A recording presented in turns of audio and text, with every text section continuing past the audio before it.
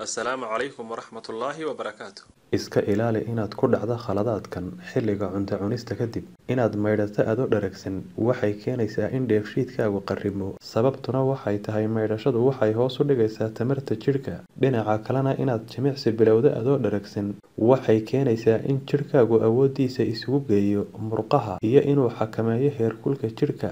Taa beddelkeediina waxay waxyeello soo gaadhaysaa dheefshiidkaaga. Sidoo kalena inaad seexato adoo dheragsan waxay keenaysaa inay yaraadaan dheecaanada burburiya cuntada. Markaa kadibna waxaad la kulmi kartaa dibiro badan iyo mashaakil kale. Inaad isticmaasho furuud badan adoo dheragsan ayaa iyadana lagu sheegay arrin aan wanaagsanayn. Inkastoo cabbitaanka sigaarku mar kastaba uu keeno caafimaad darro, haddana khatartiisu waxay sii badan tahay marka qofku uu cabbo isagoo dheragsan. Cabbitaanka shaaha ee xilliga cuntada kadib ayaa iyadana lagu sheegay arrin aan wanaagsanayn.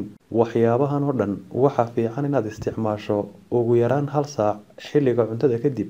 تؤمل أنك يوما تتوب وتشكو الذنوب وأنت الذنوب وفي كل يوم تبوء بذنب وعيب يضاف لباقي العيوب.